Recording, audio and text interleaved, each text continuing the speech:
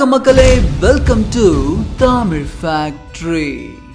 பெண் இந்த வார்த்தையை கேட்கும்போது அதில் அழகும் சேர்ந்து கொள்கிற மாதிரி தான் சப்கான்ஷியஸாகவே நம்ம மனசில் பதிஞ்சிருக்கு.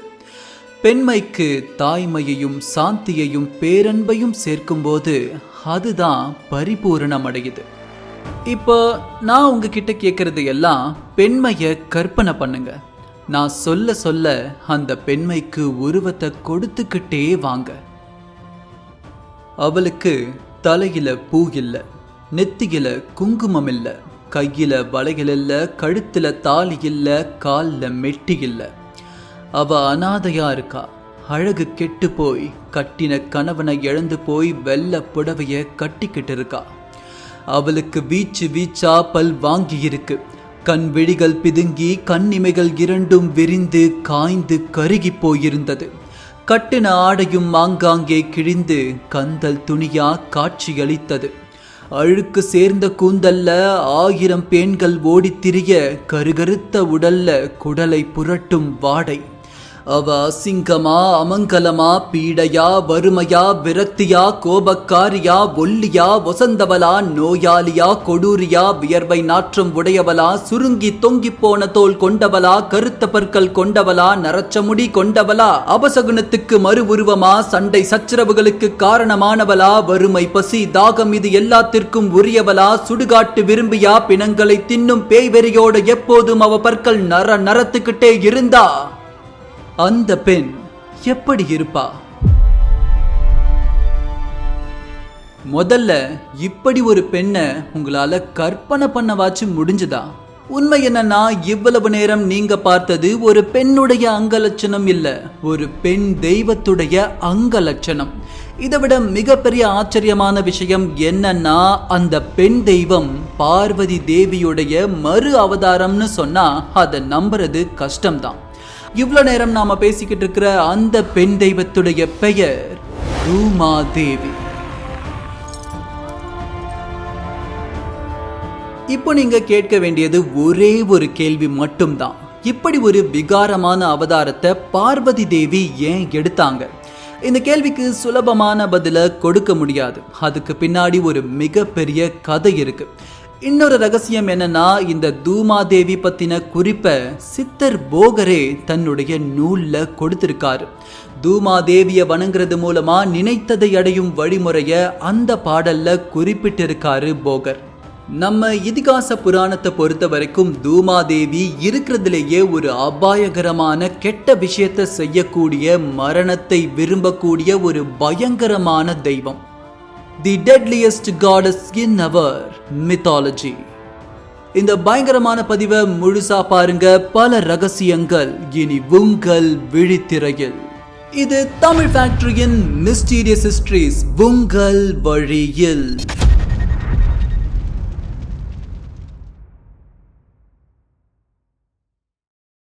பார்வதி தேவி ஈசனையே தூக்கி விழுங்கியதன் காரணமாக தான் இந்த தூமாதேவி அவதாரமே பிறப்பு எடுத்தது. ஈசனையே விழுங்க என்ன காரணம்? வாங்க அந்த கதையை தெரிஞ்சுப்போம். காலம் கற்பனைக்கும் எட்டாத காலகட்டம். இடம் கைலாயமலை. அந்த இடத்துல 30 முக்கோடி தேவர்களும் 41,000 ரிஷிகளும் கிண்ணரர், கிம்புருடர், கருடர்கள், நாகர்கள், அசுரர்கள், ஏன் புல் பூண்டுகள்ல இருந்து தொடங்கி அனைத்து ஜீவராசிகளும் கூடி இருந்துச்சு. இப்படி எல்லாமே கூடியிருந்ததற்கு ஒரே காரணம், பரமன் பார்வதி இருவரையும் கைலாய மலையில காண்பதற்காக தான். பரமனும் பார்வதியும் ஒரு உயர்ந்த பீடத்தின் மேல் அமர்ந்திருக்க, பார்வதி தேவியின் முகம் பொங்கும் நிலவின் ஒளியை விட மெருகு கொண்டு ஜொலித்தது. தேவியின் கண்கள் கருநீல மேகத்தில் வெட்டும் மின்னலின் ஒளி போல பலபலத்தன. கருணையாலும் அன்பாலும் நிறைந்திருந்தது அவரின் கண்கள். அவரின் நெற்றியில் சிவப்பாக ஒளிரும் குங்குமப் பொட்டு கிழக்கில் உதிக்கும் உதய சூரியனை நினைவு கூறியது. தேவியின் கூந்தலோ நீண்ட கருநிற நீர்வீழ்ச்சி போல அவரின் தோள்களில் விழுகிறது. அவரின் ஒவ்வொரு அசைவிலும் அந்த கூந்தலின் அலைகள் தேவியின் இருப்பை இசையாக அறிவிக்கிறது. தங்க ஆபரணங்கள் தேவியின் மேனியை அலங்கரித்தாலும் அவரின் இயற்கையான அழகின் முன்னால் அது ஒரு பொய்தான்.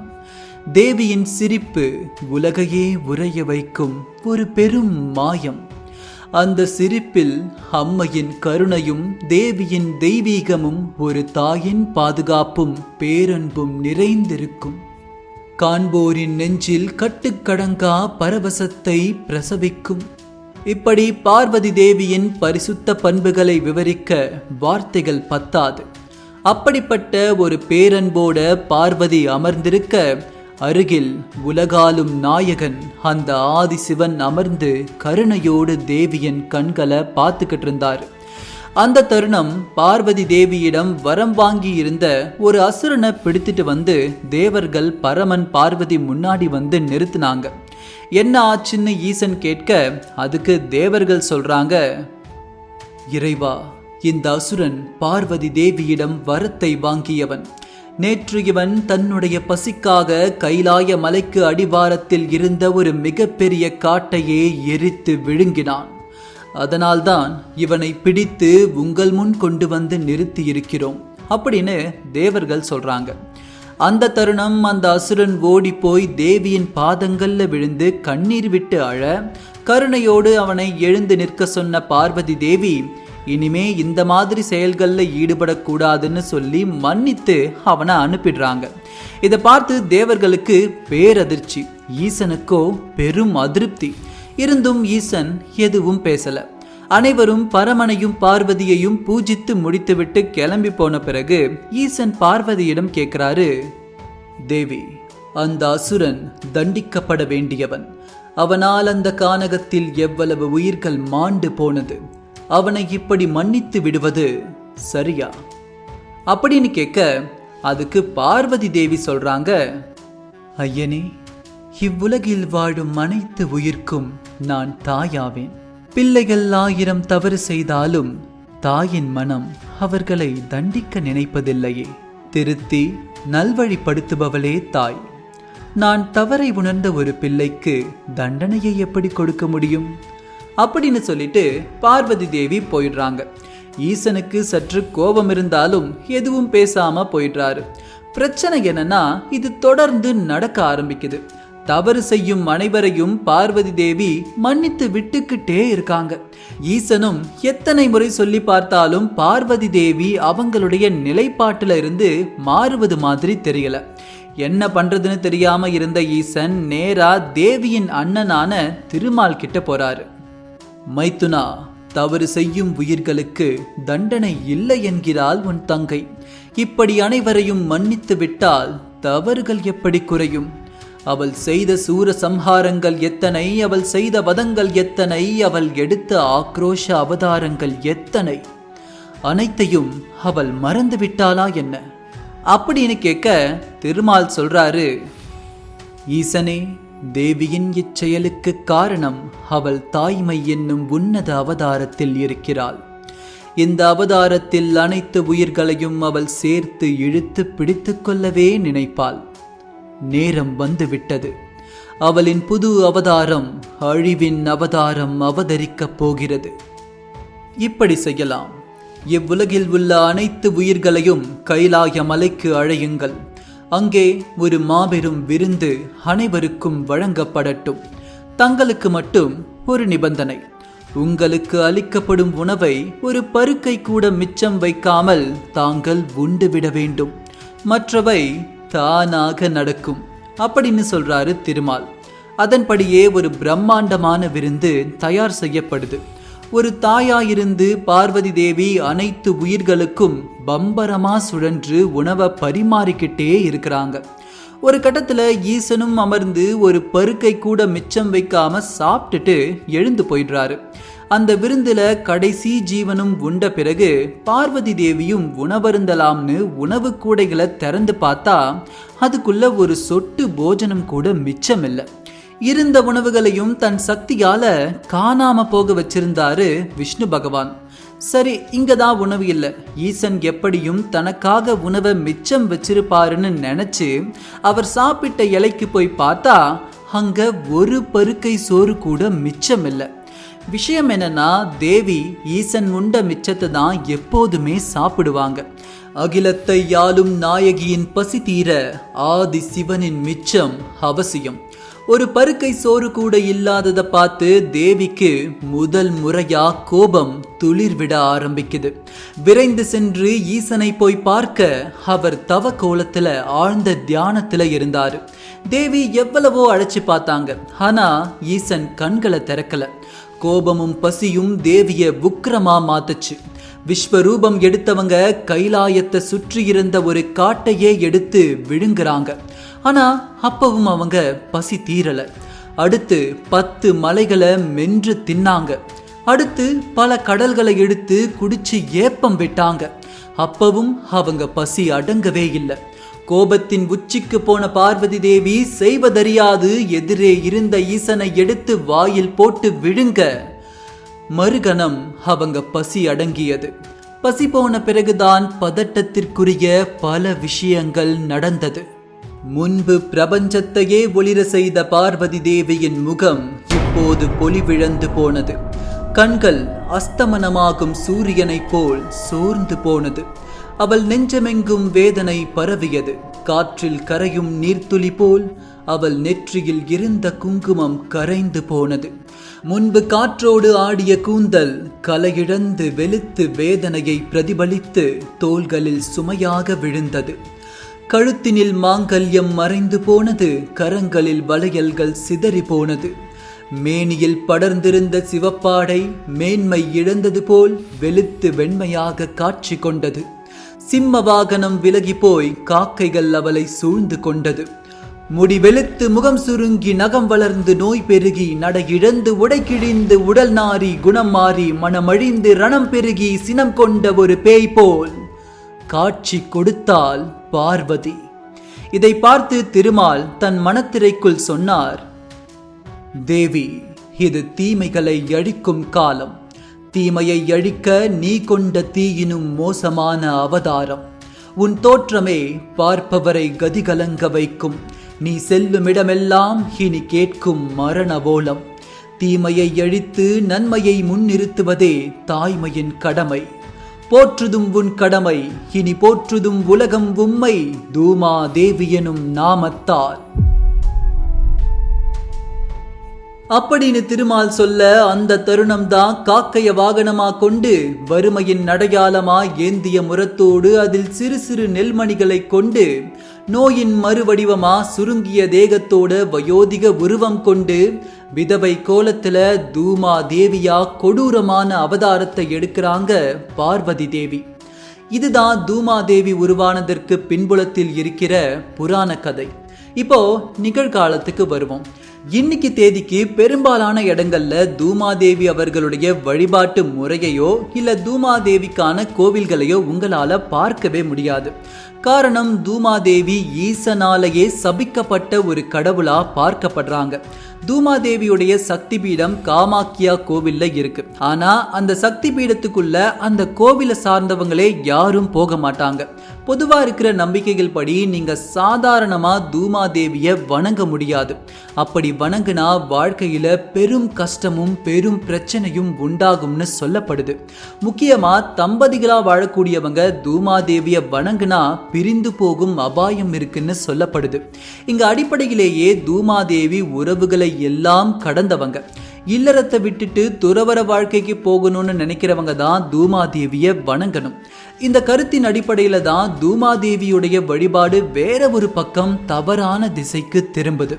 இந்த தாந்திரிகம் மாந்திரிகம் இதெல்லாம் பண்ணக்கூடியவங்க கிட்ட போய் கேட்டீங்கன்னா தூமாதேவி தான் அவங்க வழிபடக்கூடிய கடவுள்கள்ல முதன்மை தெய்வமா இருப்பாங்க. வசியஜாலம் செய்யறதுக்கும் நினைத்த காரியத்தை நடத்தி முடிக்கிறதுக்கும் தூமாதேவியுடைய வழிபாடு மாந்திரிகத்துல மிக மிக முக்கியமானதா கருதப்படுது. இந்த தாந்திரிகம் மாந்திரிகம் இதெல்லாம் செய்யறவங்க மேல எனக்கும் நம்பிக்கை கிடையாது. ஆனா ஒருத்தர் மேல மிக மிக ஆழமான நுட்பமான நம்பிக்கை இருக்கு. அவர் தூமாதேவியுடைய வழிபாடு சித்த வாழ்க்கையில எவ்வளவு முக்கியம்னு புட்டு புட்டு வச்சிருக்காரு. அவர்தான் மகா சித்தர் போகர். போகர் அவர் உருவாக்கிய போகர் 7000 நூல்ல 6ஆம் காண்டத்துல ஒரு ரகசிய குறிப்பை எழுதியிருக்காரு. அந்த 6ஆம் காண்டத்து பாடல்கள் எப்படி அமைந்திருக்கும்னா, போகர் அவருடைய சீடரான புலிப்பாணிக்கு அவர் கத்துக்கிட்ட விஷயங்கள் எல்லாத்தையும் சொல்லி கொடுக்கிற மாதிரி அந்த பாடல்கள் அமைந்திருக்கும். அப்படி சொல்லிக்கிட்டே வரும்போது போகர் ஒரு குறிப்பிட்ட இடத்துல புலிப்பாணிக்கு சொல்ற விஷயங்களை ஒரு கதை வடிவில் நாம பார்க்கலாம். ஒரு முறை போகர் என்ன பண்றாருன்னா, தன்னுடைய நீண்ட நாள் தவத்தை முடிச்சுட்டு ஒரு குளிகையை போட்டு ஆகாய மார்க்கமா தென் தமிழகத்தை சுற்றி வராரு. காடு மலைகள் எல்லாத்தையும் தாண்டி நீண்ட தூரம் பயணிச்சுக்கிட்டு இருந்தப்போ மலையாள தேசம் இருக்கிற சேர நாட்டோட எல்லைக்கு வராரு. அந்த எல்லை கானகத்துல ஒரு விசித்திரமான விஷயத்த அவர் பார்க்க நேர்ந்தது. வலம் பொருந்தி இருந்த அந்த கானகத்துக்குள்ள கிட்டத்தட்ட 1000 பெண்கள் ஒரு பச்சை மரத்தாலான பல்லக்க தூக்கிக்கிட்டு போய்கிட்டு இருந்தாங்க. இதை பார்த்து வியந்து போன போகர் அந்த கானகத்துல தரையிறங்குறாரு. அங்க ஒரு தூமாதேவி ஆலயம் இருந்துச்சு. அந்த ஆலயத்துல இருக்கக்கூடிய தூமாதேவி சிலையை தான் பல்லக்கில் இவங்க தூக்கி பவனி வராங்கன்னு புரிஞ்சுக்கிறாரு போகர். அந்த ஆலயத்தை ஒட்டி அவர் கூர்ந்து பார்த்தப்போ அங்க வேற ஒரு சித்தர் அமர்ந்து யோகம் செஞ்சுக்கிட்டு இருந்தாரு. அவரிடம் போய் தன்னை காலங்கி நாதருடைய சீடர்னு அறிமுகப்படுத்திக்கிறாரு போகர். அடுத்த கணம் அந்த மர்ம சித்தருடைய முகத்துல அழகான புன்னகை. அந்த சித்தர் காலங்கிநாதரும் தானும் சேர்ந்துதான் கைலாசத்துல ஈசனிடம் இருந்து சித்து வித்தைகளை கத்துக்கிட்டோம்னு மனம் நெகிழ்ந்து சொல்றாரு. மேலும் என்னுடைய சக நண்பனான காலங்கிநாதருடைய சீடனா நீ போயிட்ட, அதனால உனக்கு அட்டமா சித்திகளை அடக்கும் தூமாதேவியுடைய ரகசிய மந்திரத்தை சொல்லித்தரேன் அப்படின்னு சொல்லி அவர் வாய்ப்பட அந்த ரகசியத்தை சொன்னதா போகர் இந்த மாதிரி பதிவு பண்றாரு. இட்டனே காலங்கி நாதசீஷா, எழிலாக என்னை நீ கண்டதாலே சட்டமுடன் மனமு வந்து யுந்தனுக்கு சாங்கமுடன் தூமதா தேவி மந்திரம் திட்டமுடன் உந்தமக்கு உபதேசங்கள் சிறப்பான தேவதா பிரணவத்தை வட்டமுடன் உந்தனுக்கு உபதேசிக்கும் வலமையுடன் எந்தனது பாரந்தானே பராபரமாங்காலங்கி நாதசீஷா பட்சமுடன் பிரணவத்தை சொல்ல கேளீர் தீரமுடன் ஓம் என்ற பட்சரத்தை தீர்க்கமுடன் எந்தனுக்கு உபதேசித்தார் வீரமுடன் தூம் தூம் என்றே சொல்லி விருப்பமுடன் பிரணவத்தை உச்சாடித்து கோரமுடன் கிளிகிளி என்றே சொல்லி கொற்றவனே சத்தம் பய வென்றிட்டாரே என்றாரே அண்டமதை தான் பிடுங்கி எழிலான வாகாயந்தனிலிருந்து குன்றான நாற்கடலும் தத்தளிக்க குறிப்புடனே என் முன்னே ஓடி வாவா சென்றிடுமே ஐயுங்கிலியும் ஜவ்வுமென்று செப்பினார் பிரணவத்தை என் முன் நிற்க வென்றிடவே லட்சமுறு ஓது உத்தமனே வசிவசி ஸ்வாஹா என்னே என்னவே மண்டலத்தில் வசியமாச்சு எழிலான தூமதா தேவி மந்திரம் சொன்னதொரு மந்திரத்தால் அஷ்டசித்தி சுந்தரனே யுந்தமக்கு பலிக்கும் பாரு பண்ணவே குளிகையது பூண்டு கொண்டு பாருலகஞ்சுற்றி வரும் காலந்தண்ணில் முன்னமே சித்து முனி ரிஷிகள் தாமும் மூர்க்கமுடன் சபித்திடவே வருவார் பாரே. நான் இந்த தொடர் பாடலுடைய குட்டி பகுதியை தான் சொல்லியிருக்கேன். ஆனால் மேலையும் கீழையும் இது இன்னும் நீண்டு கொண்டே போகும். இதில் உன்னிப்பாக கவனிச்சோம்னா ஓம் தூம் தூம் கிளிகிளி ஐயும் கிளியும் சவ்வும் வசி வசி ஸ்வாஹா இப்படி ஆங்காங்கே மந்திர உச்சாடனங்கள் ஒளிஞ்சிருக்கு. இந்த மந்திர உச்சாடனங்களை 1,00,000 முறை சொன்னா தூமாதேவியுடைய அருளால அஷ்டமா சித்தியே உனக்கு கைகூடும்னு அந்த மர்ம சித்தர் சொல்றாரு. ஆனா இதுல மறைப்பொருள் எக்கச்சக்கமா இருக்கு. இதிலிருந்து டீகோட் பண்ணி இதுதான் மந்திரம், இதை இப்படிதான் உச்சாடனம் செய்யணும், இதை இத்தனை முறைதான் உச்சாடனம் செய்யணும்னு ஒரு தெளிவான முடிவுக்கு நம்மளால வரவே முடியாது. தெரிந்தேதான் இதை மறைப்பொருள் கொண்டு போகர் வச்சிருக்காருன்னு நான் நினைக்கிறேன். இதுல முக்கியமான விஷயம் கடைசியா அந்த மர்ம முனிவர் சொன்னதா போகர் என்ன சொல்றாருன்னா, இந்த மாதிரி மந்திரத்தால தூமாதேவி மூலமா நீ அஷ்டமா சித்திகளை அடைந்திருக்கன்னு தெரிஞ்ச பின்னாடி மற்ற ரிஷிகள் எல்லோரும் உன்னை சபிக்க வருவாங்க. அவங்க கிட்ட இருந்து தப்பிக்க மீண்டும் இந்த மந்திரத்தையே பயன்படுத்து, அவங்க உன்கிட்ட நண்பர்களா ஆகிடுவாங்கன்னு சொல்லி முடிக்கிறாரு போகர். இதிலிருந்து எனக்கு கிடைக்கிற புரிதல் என்னன்னா, அந்த காலத்திலேயே தூமாதேவி வழிபாடுங்கிறது ஒரு சக்தி வாய்ந்த வழிபாடாகவும் அதே நேரத்தில் கொஞ்சம் ஆபத்தான வழிபாடாகவும் தான் இருந்திருக்கு. அதுதான் போகரும் தன்னுடைய போகர் 7000 6ஆம் காண்டத்தில் இந்த மாதிரி குறிப்பிட்டிருக்காரு. கடைசியா முடிவு ஒன்னே ஒன்று தான். நம்ம இதிகாசத்திலையும் சரி சித்தர் பாடல்கள்லையும் சரி தூமாதேவி இருக்கிறதுலேயே ஒரு ஆபத்தான பெண் தெய்வம். புராணம் சொல்வதுபடி கேட்ட வரம் கொடுப்பவள் தூமாதேவி. ஆனால் அந்த வரம் கிடைக்க பல சாபங்களை கடந்து வர வேண்டும்.